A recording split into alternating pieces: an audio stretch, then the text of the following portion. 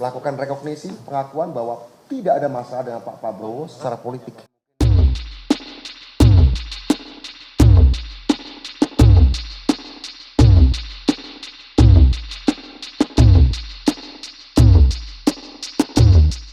Dengan teman-teman, baik untuk Pilpres 2024, meskipun saya jarang untuk Pilpres 2024, baru kali ini. Sebelumnya mungkin di Pilpres sebelumnya saya juga sudah berbicara. Intinya adalah bagi kami pilihan terhadap Pak Prabowo Mas Gibran adalah pilihan rekonsiliasi dan persatuan nasional untuk kemajuan. Kami dulu, teman-teman ini di masa-masa yang paling susah, kami memimpikan Indonesia yang lebih baik, demokratis, dan kita ingin seluruh orang-orang baik, potensi-potensi baik bangsa ini bisa tampil ke muka. Kita sudah menikmati itu 25 tahun, dan setelah 25 tahun kami merasa bahwa agenda kemajuan Indonesia harus dibutuhkan yang namanya persatuan dari orang-orang Indonesia. Kami melihat bahwa isu demokrasi, isu hak asasi manusia, isu pemerintahan, isu korupsi tetap relevan. Ingat ya, tetap relevan. Yang kami mau hari ini ketika kami bersama dengan Pak Prabowo Mas Gibran adalah kita ingin kami yang pernah berhadapan-hadapan sebagai sama anak bangsa, kita yang bersatu. Dulu tahun 98 kami di sini merasa sedang memanggil panggilan, merasa sedang memenuhi panggilan sejarah untuk Indonesia yang lebih baik, Indonesia yang lebih bebas, Indonesia yang demokratis. Dulu Pak Prabowo ada dalam posisi memenuhi panggilan tugas negara. Kami menjalankan tugas negara, Pak Prabowo menjalankan tugas negara. Kedua-duanya adalah untuk kebaikan Indonesia. Tahun 98 tugas sejarah dan tugas negara ada dalam posisi berhadapan. Karena pada waktu itu negara otoriter menolak untuk melakukan perubahan dengan cara baik-baik, sehingga terpaksa kami melakukan terobosan dan perlawanan. Hari ini kami bersama Pak Prabowo Subianto setelah 25 tahun, kami ingin tugas sejarah dan tugas negara tidak berhadapan, tapi bersatu.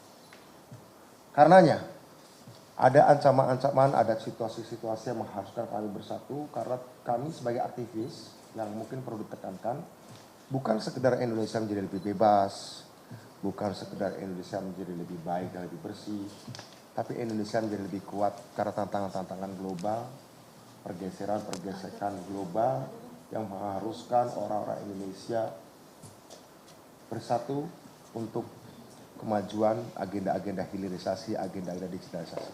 Bagi kami, komitmen hak asasi manusia harus diletakkan dalam kerangka untuk membuat bangsa Indonesia lebih sejahtera, anak-anaknya lebih sehat, akses pada informasi tidak diganggu, tidak terjebak pada disinformasi.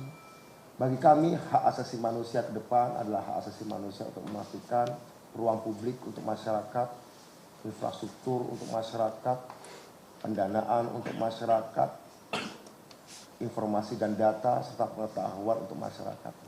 Kami percaya bahwa ini juga bagian dari idealisme yang kami perjuangkan dulu. Bagian tak terpisahkan dari perjuangan 25 tahun yang lalu. Dulu pertama merebut kebebasan, sekarang merebut akses-akses yang dibutuhkan bagi kesejahteraan masyarakat. Dan untuk itu, kami merasa bahwa kita tidak boleh terpecah belah.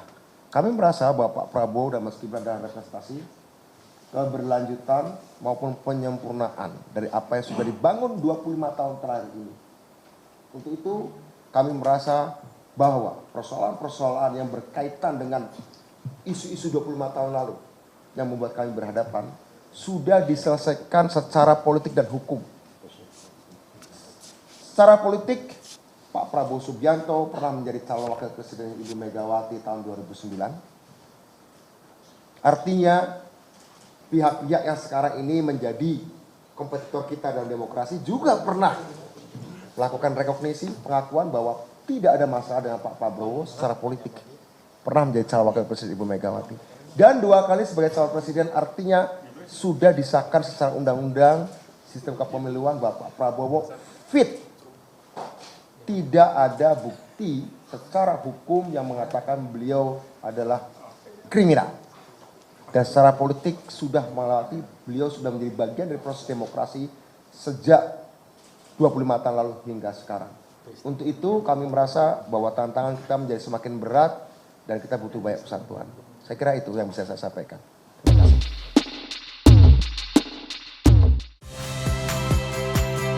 Saya Magister Tarigan. Saksikan program-program Kompas TV melalui siaran digital, pay TV, dan media streaming lainnya. Kompas TV, independen, terpercaya.